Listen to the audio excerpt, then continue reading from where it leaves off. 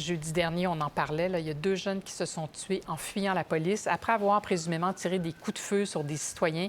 Et le lendemain, on a appris vraiment avec stupéfaction qu'ils avaient 14 et 16 ans.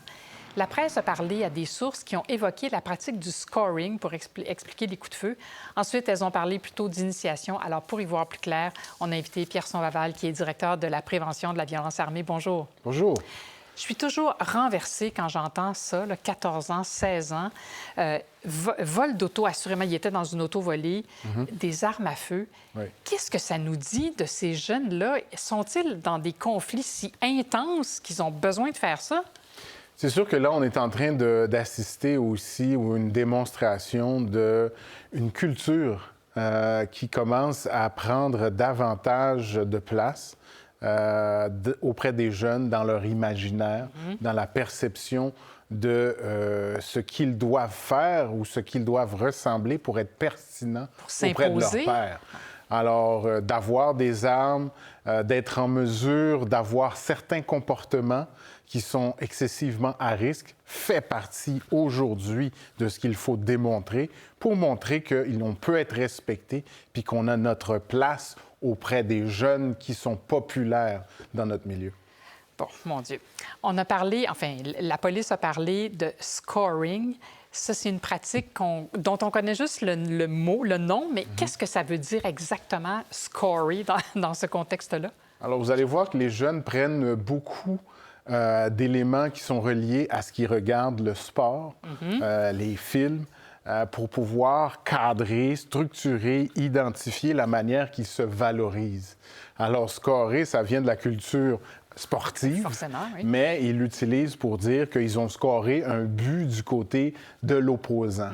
Alors, ça peut être d'avoir réussi à faire ce qu'on ne croirait pas qu'ils étaient capables de faire, donc que ce soit par de la violence, que ce soit par de la fraude, des vols ou ainsi de suite. Alors là, quand on parle de scoring aujourd'hui dans les médias, on parle de jeunes qui ont commis un acte de violence auprès du groupe qui est opposant. Bon, là, la police a écarté cette thèse-là parce qu'ils étaient dans des quartiers où il n'y a pas tant que ça de gangs de rue ou de criminels.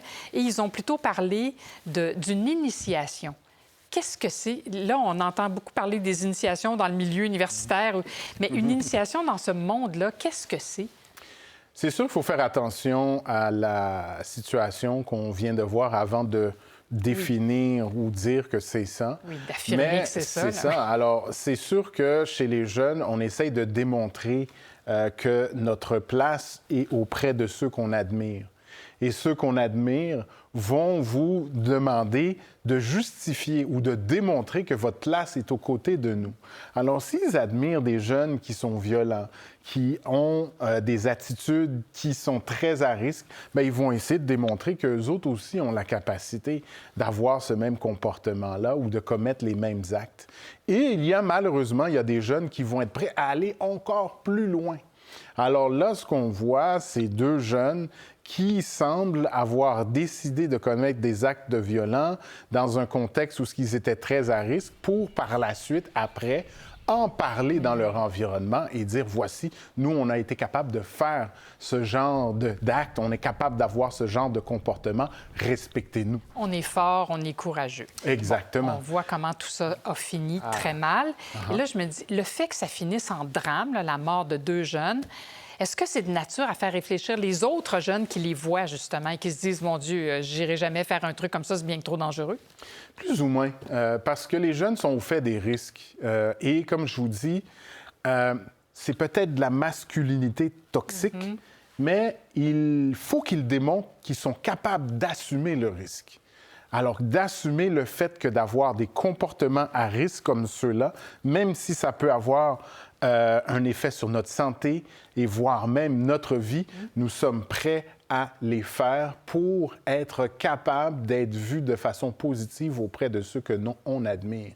Alors, à partir de là, il faut se poser la question comme société, nos jeunes garçons qui ont cette soif qu'ils ne peuvent qu'étancher à travers des comportements violents, nous dit beaucoup sur la valorisation de ce qu'ils ont, cette dévalorisation que ce qu'ils ont en tant que jeunes garçons issus de minorités. Quand c'est tout ce qui reste pour une quête d'identité ou pour se valoriser, mon Dieu, vous avez beaucoup de travail à faire encore pour prévenir la violence armée, Pierson Laval. Bien, je pense que c'est nous tous qu'on peut faire cette prévention et il nous faut juste être conscient du niveau de besoin et ce que ça nous demande comme société d'engagement auprès de ces jeunes-là. On ne peut pas les laisser tout seuls. Ils ont besoin de nous dans leur parcours. En effet. Pierson Laval, merci beaucoup d'être passé en studio. Merci à vous. Au revoir. Bye-bye.